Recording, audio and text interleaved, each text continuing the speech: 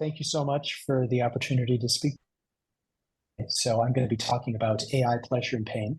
And my goal for today is to look at two of the leading theories of what pleasure and pain are, and then think about what those theories predict about whether current or near future AI systems could feel pleasure and pain. And my general upshot is that, yeah, I think we're very close to having AI systems that feel pleasure and pain. I'm going to look at two main theories of pleasure and pain, which are the two main theories. One is desire theories of pleasure and pain, which reduce pleasure and pain to desire and belief. And then the other kind of theory is phenomenal theories of pleasure and pain, which say that pleasure and pain are distinctive kinds of phenomenal experiences. Starting with desire theories of pleasure and pain, which have been defended by a long tradition of people, including recently Fred Feldman and Chris Heathwood. I'll give kind of just a toy version of the theory. This isn't the right theory, but it's simple.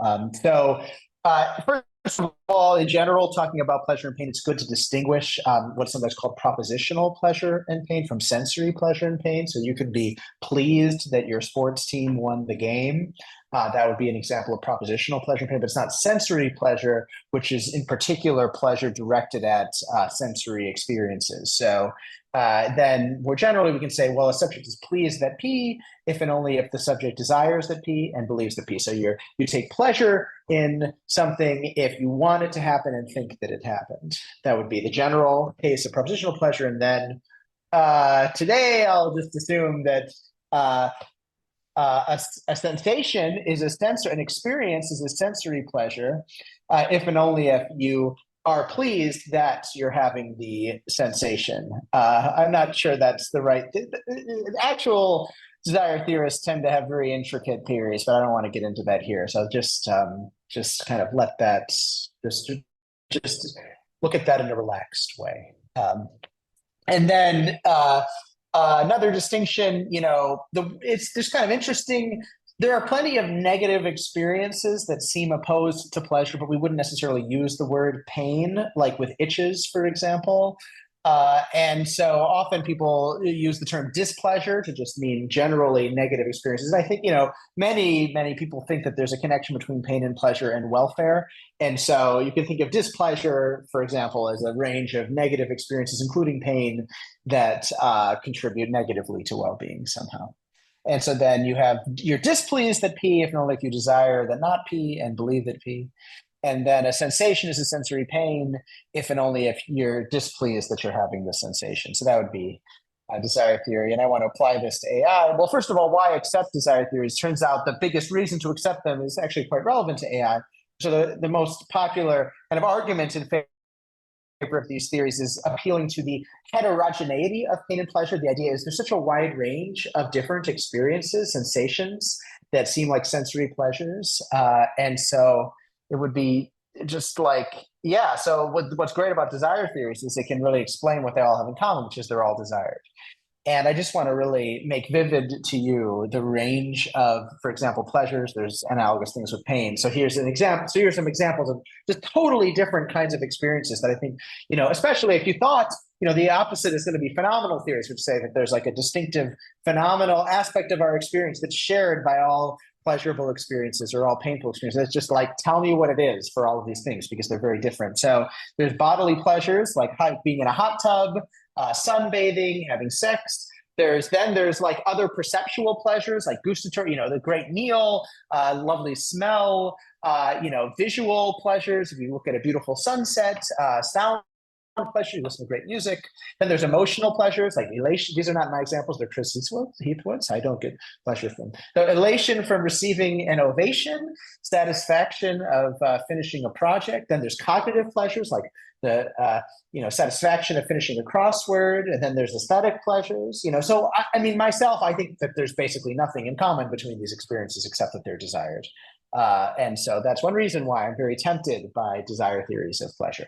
And then one reason I brought up this argument for desire theories is that I think that this is the first whiff of an argument that we might want to be open-minded about AIs being able to have pleasure and pain, because when we look at our own pleasure and pain experiences, there's basically nothing in common between them. So even if AIs have mental lives that are quite different than ours, since there's very little that unifies our own pleasure and pain experiences, maybe we should try to be open-minded when thinking about which kinds of experiences in other organisms would count as pleasure and pain.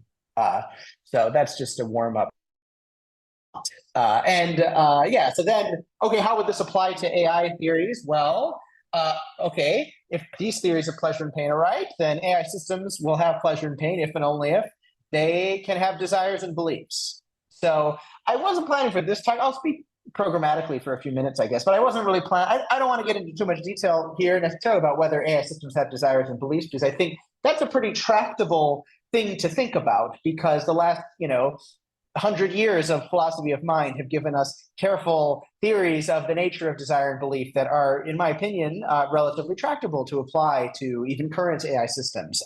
But I think it's a bit harder to think about the nature of pleasure and pain. So to me, it's a methodological success if we can reduce the question of whether AI systems have pleasure and pain to whether they have desires. One thing to note, though, is that to have sensory pain and pleasure, you have to have sensation. So it wouldn't be sufficient to have sensory pleasure and pain that AI systems have desires and beliefs. They would also have to have some kind of sensation, whatever, or some kind of internal experience that then they have desires and beliefs about. And that there's actually two conditions there. So one is, what would it take for an AI system to have a sensory experience? I'll talk about that in a bit. But then even if AI systems did have sensory experiences, that doesn't mean that they'll have desires about their own sensory experiences. In fact, I kind of think that where we're at with current LLMs is that they have desires, they have beliefs, they have sensory experiences, but they don't have desires about their sensory experiences, because that's just not the particular thing they've been trained to desire. So that's kind of where I think we are with LLMs today.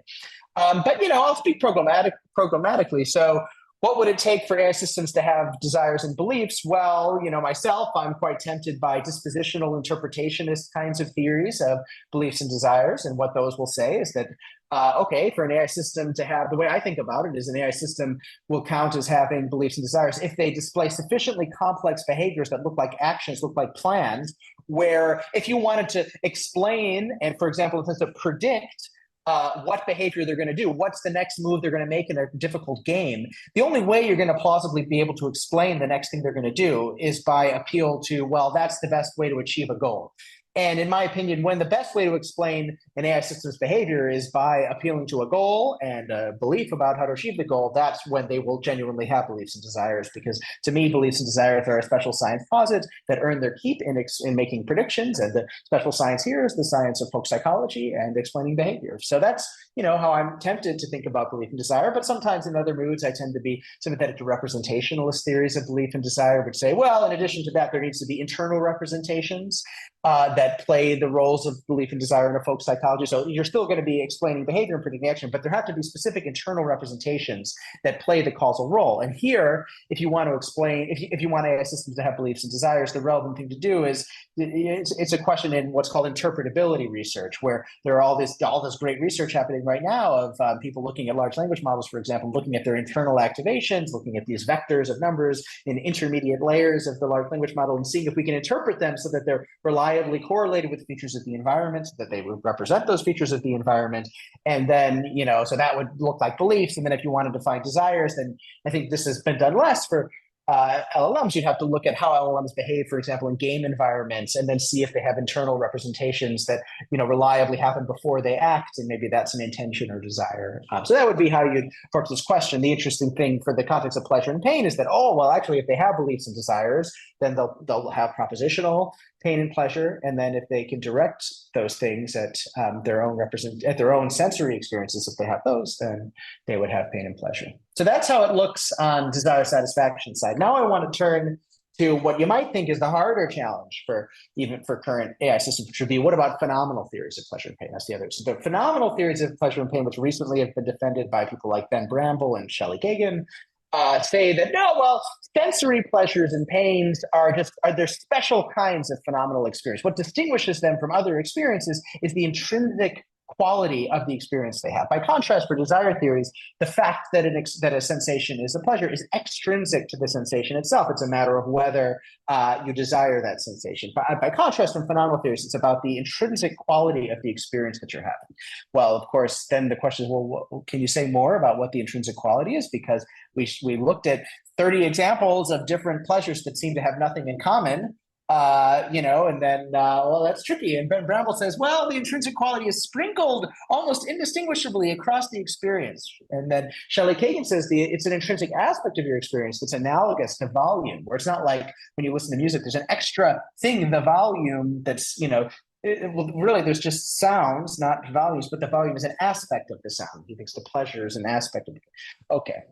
So, that's phenomenal theories. But, the challenge for us is, well, okay, how can we get a phenomenal theory to be predictive and careful and naturalistic enough that we could really apply it to making a prediction about whether AI systems have pleasure and pain? Because if we just, some of the research on this is more just like, phenomenology, like introspectively describing the, features of this internal phenomenal experience, but that won't really help us make headway on whether AI systems, have it. And here I think a very productive strategy for thinking about this question is the theoretical framework of representationalism. So representationalists about phenomenal experience more generally think that we can explain the nature of phenomenal experience by appeal to representational content. That's often made sense of with the supervenience thesis, that there's no change in phenomenal character without a corresponding change in phenomenal content. And in fact, many representationalists have applied their theory to pain in particular. And especially, for whatever reason, have been very interested in bodily pain. So there are a bunch of great representational theories of bodily pain that try to reduce facts about the, so the picture is, yes, bodily pain is a distinctive kind of phenomenal experience, but we can explain the kind of phenomenal experience it is by appeal to its being a representational state with a particular kind of representational content. And so what distinguishes the class of pains and pleasures will be, having a particular kind of representational content. And then the strategy will be, okay, then we can ask what it would take for AI systems to have that kind of representational content. And if they can have it, then they will have phenomenal pleasure and pain. So two main representationalist theories of, and here I'm going to focus on bodily pain because that's where representationalists, I think, have been quite concrete in a way that's very interesting to apply to AI systems. So two theories I'll look at quickly. One is the claim that bodily pain represents tissue damage. So that's Michael Tye's theory and others. And then the picture is, even when you look at bodily pain, it's quite heterogeneous. There's many different kinds of bodily pain, like from itches to nausea to stubbing your toe, lots of different feels.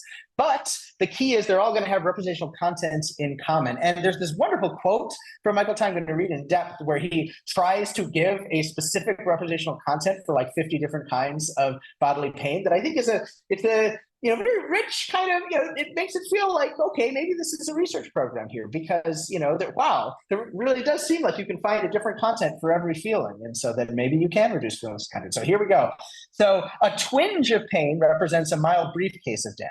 A throbbing pain represents rapidly pulsing disorder. I don't really know what it means for a disorder to pulse, but that's okay. Aches represent regions of damage inside the body rather than on the surface. These regions are represented as having volume, as gradually beginning and ending, as increasing in severity, as slowly fading away. The volumes so represented are not represented as precise. This is why aches are not felt to have precise locations, unlike pricking pains, for example. A stabbing pain is one that represents sudden damage over a particular well-defined bodily. Well, anyways, you get the idea. So the strategy here is that we introspect in our phenomenology, we find aspects of it, and then we come up with content with truth conditional contents that kind of can map onto each of the feelings that we have. And not only that, I think what's really interesting about this theory is that it may address one of the, in my opinion, the biggest outstanding problem for phenomenal theories of pain, which is to say what is in common between all pain experience. Well, here what's in common is they all represent damage to body tissue. But then, okay, so that's the content, but you can't, okay, look, if I believe that my body tissue is damaged, that's not sufficient to be in pain. So it's not just any kind of content, it's got to be the right kind of content. And so if I imagine it's not the same. So what kind of content? Well, then you got to think more about the nature of the content. And the way Ty thinks about it, for example, is the content has to be poised, which basically means access conscious, available to cause the formation of beliefs and desires immediately. And then it has to be abstract, which means it doesn't have proper names. It's like more general content. And then most important, he thinks, is non-conceptual content, which I'm going to think of more generally. Many representationalists about phenomenal experience have thought that the relevant kind of representational content has to be rich in various ways. It's not just the kind of content that's reduced, that's like isomorphic to English text or something. It has to be richer than linguistic content. And so one way I like to think about this, that's, for example, explored by David Rosenthal, is that the contents have to be in a similarity space, so that each kind of content is more or less similar to other content. So like with color, you can think about all the colors being more or less similar to one another. So you need a family of contents that are in a similarity space. Maybe that space needs to be kind of dense. Maybe the content needs to be analog rather than digital, so that it's kind of in this, somewhat in some way continuous.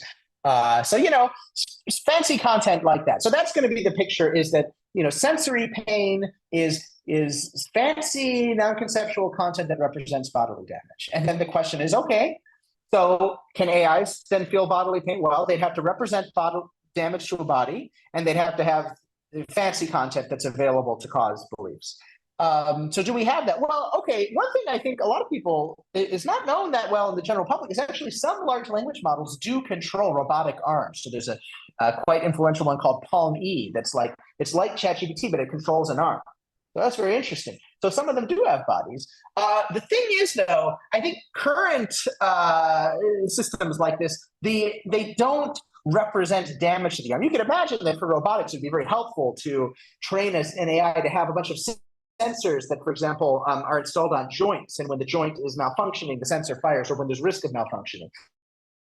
Look, I think we'll have that very soon. It just depends how quickly robotics develops. And that would be a telltale sign. If you started to train an LM to develop all these internal representational states that monitor the status of its joints and things, and fire when the joint is at risk, okay, that would be, quite suggestive of, in this sort of framework. And then before I end, I just wanted to talk about a different, it's interesting, there's a second representational theory that has different predictions about when AI systems would have pain. So this is the imperatival theory. Still a content-based approach, but it's not declarative content. The picture is that pain and pleasure are commands. Pain is a command to stop doing something. Pleasure is a command to keep doing it. And that's from, for example, Colin Klein and Martinez and other people.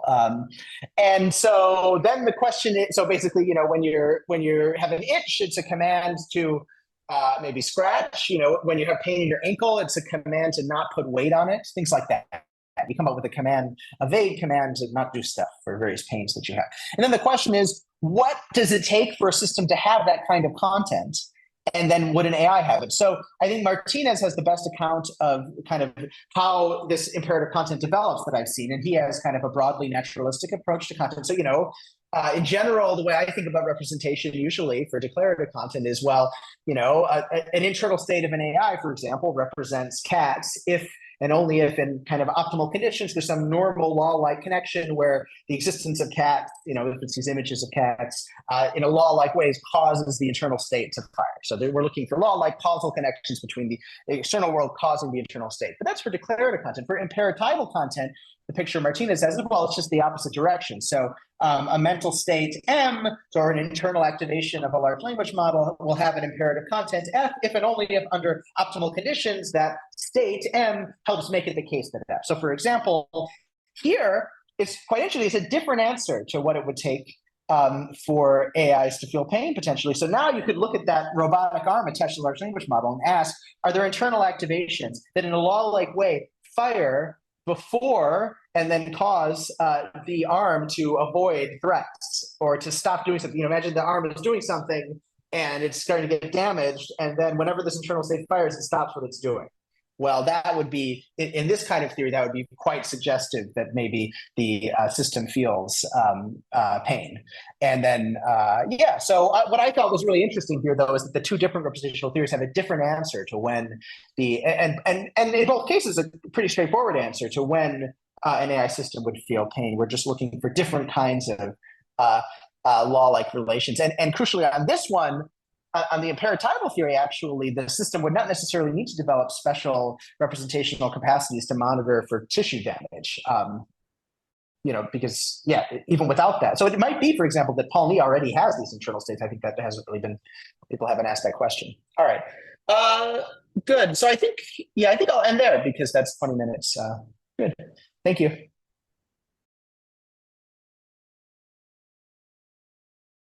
My talk is going to be very different, but I think hopefully in some respects complementary to considering the question of, roughly speaking, the non-cognitive features of AI systems. Basically, what I take myself to be doing is presenting a kind of classical conceptual engineering argument, and indeed a classical Hasslingerian conceptual engineering argument.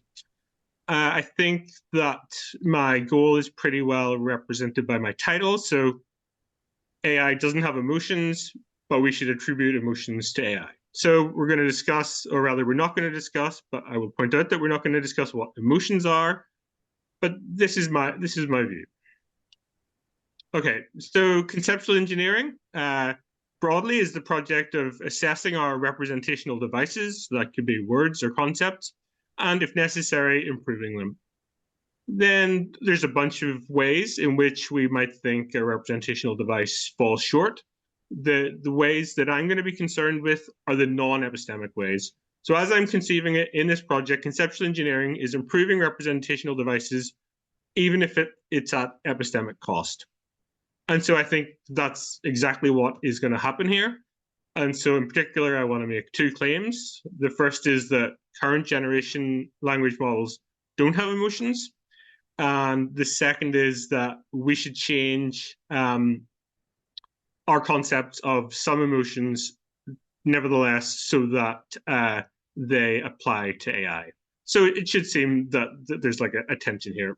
But I think this is a tension that is familiar to other conceptual engineering projects. Okay, so my argument is about morality, essentially, about what a good world would be like. And I think the best way that I can show this is to present what I think something good looks like and what something bad looks like. So good is a conversation like the following. You can read it, but the key thing is that I talk to ChatGPT as if I were talking to anybody. I really should have included some more, like I should have said thank you at the end, even though it didn't really answer my question in this case. This is good behavior. Bad behavior is what you see here. So it's like barking orders. It's maybe not saying full sentences. And like the biggest sin in my view is if you don't say thank you whenever ChatGPT helps you. So in a sentence, what I'm going to be suggesting is that I don't think current generation language models have emotions, but if we treat them as they don't, we'll be accustomed to treating things that talk to us as if they don't have emotions. But that seems like something that we don't want to do. We don't want to get in the habit of treating things that talk to us as if they don't have emotions. That's just bad, because most of the things that we talk to are human beings. It's very bad if we talk to human beings as if they don't have emotions. So we want to sort of move people's behavior so that that doesn't eventuate. One way to move people's behavior is to change their representational devices. And so we should introduce what I'm calling AI emotion in quotes, concepts, or we should change our current concepts so that they apply to AI. And that's the thought, even though they don't have emotions. For moral guidance. Okay, so the first claim is we have no reason to think that they have emotions. And so I say that there's an argument from Reddit. This is not true. This is not an argument, but the first claim that I want to present, and I'm not arguing for it, I'm just presenting it. It's a premise. It could be wrong. If it's wrong, then this whole project is in trouble. The first thing is that according to the folk, as of 2024, we do not speak as if ChatGPT and other language models have emotions. It comes naturally. I realize the screenshot there is just like completely terrible evidence. You can't use that sort of search term to elicit this sort of thing. It's not good methodology in any respect. And also I edited the screenshot to remove like examples that actually were contrary to my claim. So this is not an argument. This is just how it seems to me currently. Okay, so people don't attribute emotions to AI, as far as I can tell.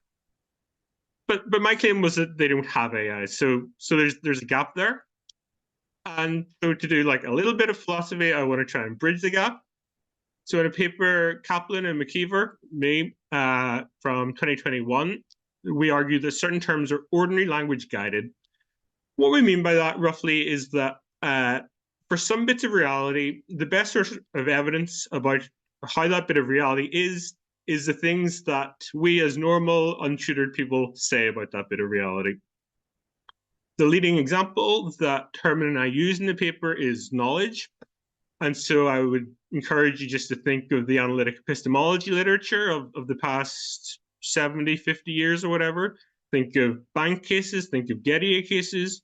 One way of understanding that debate, at least part of that debate, not all of it, of course, is that people are very concerned about what the untutored people think about knows and whether it applies in bank cases and Getty cases. But there's examples beyond philosophy. So think about pornography. Famously, some Supreme Court justice said of it that you know it when you see it, but there's really like no, it seems to me that there's no better way of determining whether something is or is not pornography than just to see whether normal, untutored people call it pornography. Roughly speaking, very roughly speaking, there are no pornography experts. And so in that case, we have to look to just what people say. And ditto, to some extent, also maybe creativity. So it's less good to say there are no experts with regards to creativity.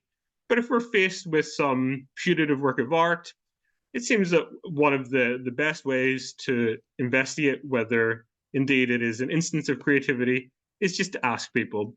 Yes, maybe the estheticians get like a couple, or the people who study beauty get a couple of votes perhaps, but at the same time, like the ordinary untutored view surely has some evidentiary weight there.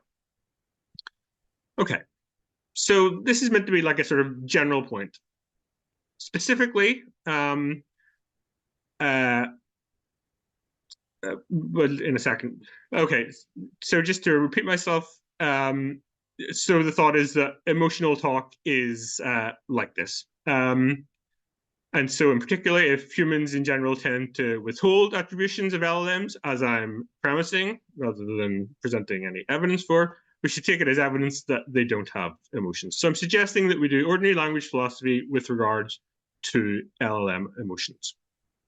Big if, and the second big thing, of course, as I've already flagged, haven't said what I mean by emotions. It could well be, I think it probably will be, that like whenever we get to the range of things that we're happy to say are ordinary language guided, it'll be much more circumscribed than it'll definitely be much more circumscribed than emotions. It might be so circumscribed to just be like politeness, etiquette, things like that. But I think that in itself is kind of interesting in approaching the question of AI non-cognitive states. There may be the possibility of like drawing distinctions between between like what politeness concepts are or what etiquette concepts are and where they fit in our lives. But that's promissory. Okay. So the main move I've made so far is suggesting we can move from talk of AI emotion to existence. I want to now spend a couple of slides. So that might seem like a pretty bad move. And this is, again, my kind of subjective impression of the literature. But it seems to me that a lot of people would be resistant to that move because it seems to me that a lot of people out there think that we are particularly susceptible to thinking badly about AI in particular, but artifacts in general. And this goes all the way back, in fact, to Eliza, which you may or may not know was an extremely primitive chatbot from, I think, the 60s that played a psychotherapist. So you could say, I'm feeling very depressed today. The program was able to change the sentence so that it could ask, why are you feeling very depressed today? And then it could produce a bunch of canned responses like, how does that make you feel? Are you happy about that? Blah, blah, blah. So it was a very dumb program.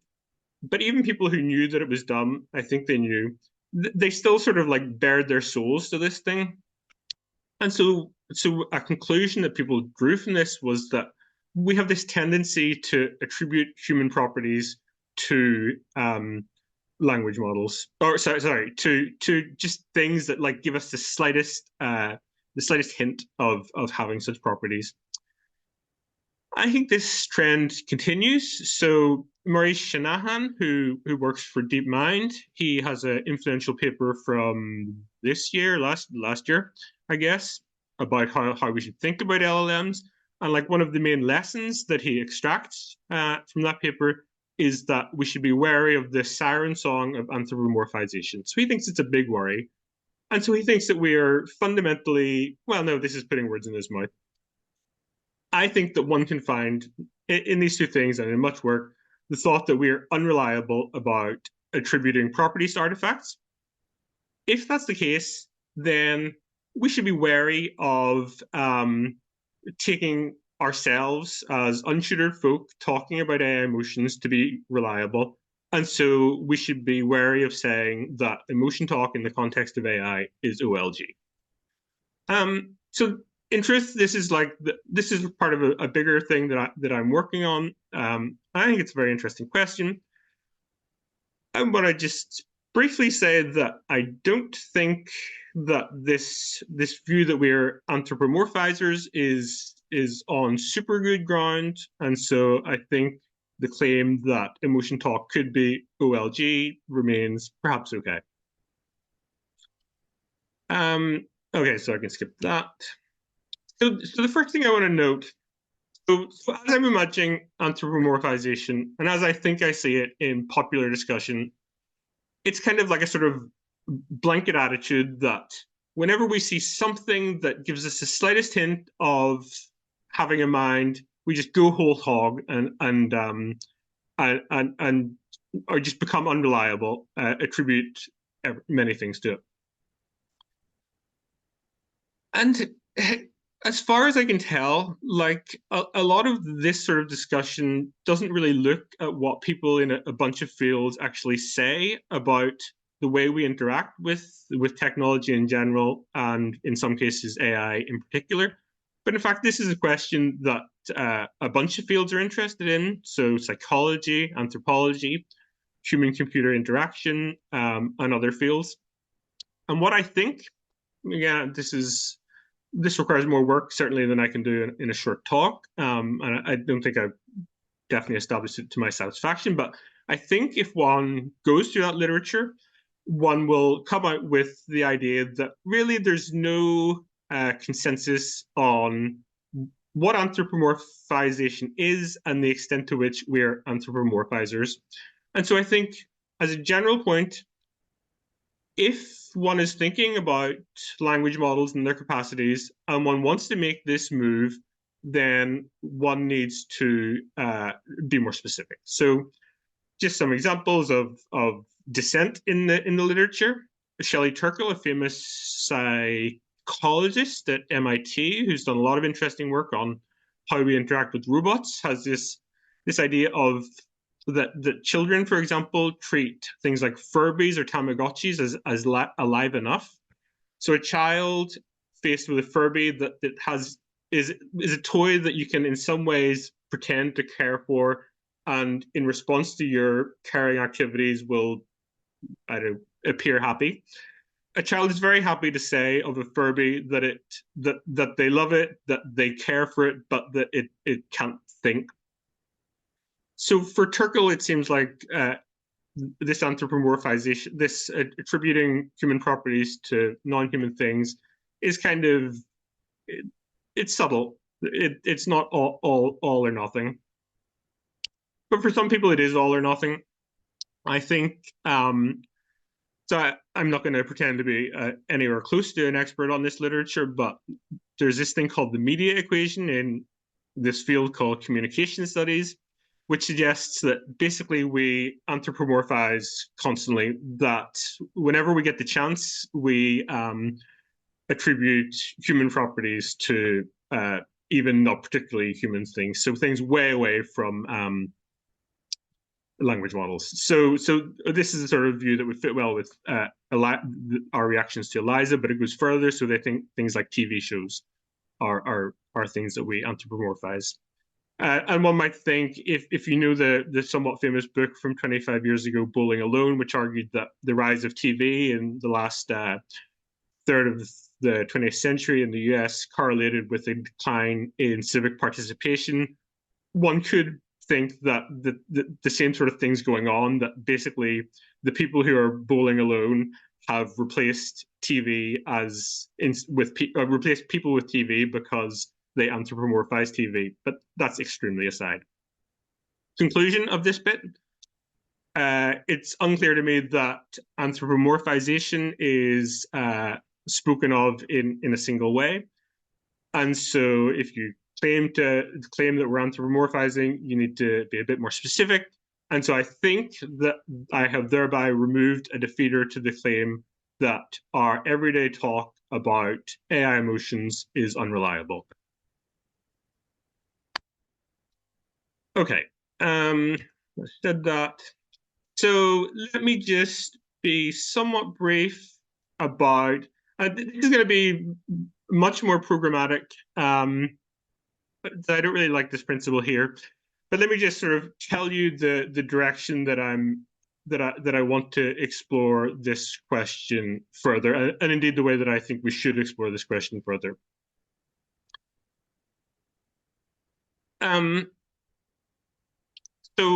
So one of the things I'm doing is trying to go against this blanket conception that I take myself to find in the literature of anthropomorphization by looking in detail at a bunch of different cases.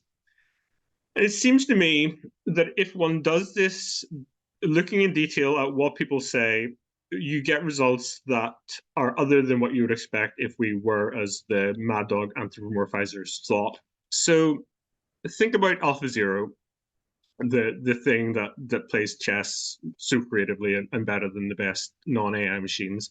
It plays a game creativity, right? So that's something that you would think involves desires to win, forming plans, having beliefs, and so on. Also creative, and like a mark of the human.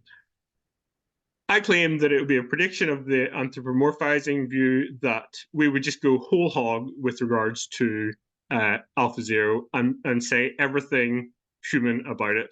But I don't think we do. So I don't think that we say things like AlphaZero intended to push its H-pawn, which is one of the things that it does, saw that Black's king was liable to get trapped. I think there was like one Google result for that. There was a couple for intended to push its H-pawn, or AlphaZero wants to keep both bishops. There are some results, but it seems we're somewhat reticent to do that, to make those sort of attributions. And so again, I think this is good for me. This suggests that we're not cognitively biased in this way. And so again, it gives me more confidence that perhaps we can take guidance in our ordinary talk. Yeah, so I want to do this like across the board. AlphaZero is just one case. So I think like basically anything where we're tempted to use some sort of cognitive talk, by which I don't know what I mean, but like things like that, believes, tells, says, knows, wants. So maps, road signs, things like thermometers, computer programs, Siri, animals, etc. If you look at the patterns of things we are happy to say and are not say, I claim they're variegated in a way that one wouldn't expect if we were just blanket anthropomorphizers. I can leave that. Okay. And so now at long last, so the actual conceptual engineering part of this talk it's pretty brief. But basically, to sum up, I think I've suggested that it could be that as of 2024, we do not tend to attribute judgments to emotions to AI, and that might have some evidentiary force. And so I think there's a tentative conclusion that language models don't have emotions. But nevertheless, I think we should introduce AI emotion concepts. And I've already said why, because if we don't have these AI emotion concepts, then we will start treating speaking entities as if they don't have emotions. That could lead to us treating them badly. That runs the moral risk of carrying over that behavior to other beings. And so I take myself to finish with a purely conceptual, Hasslingerian conceptual engineering point that at an epistemic cost, in order to safeguard against those people out there who aren't saying thank you to ChatGPT, we should engineer our language to start talking about maybe not AI emotion, but AI politeness or AI etiquette to sort of shift their behavior so that they don't carry their rudeness to ChatGPT out to normal people. And so that's 20 minutes, and that's me done.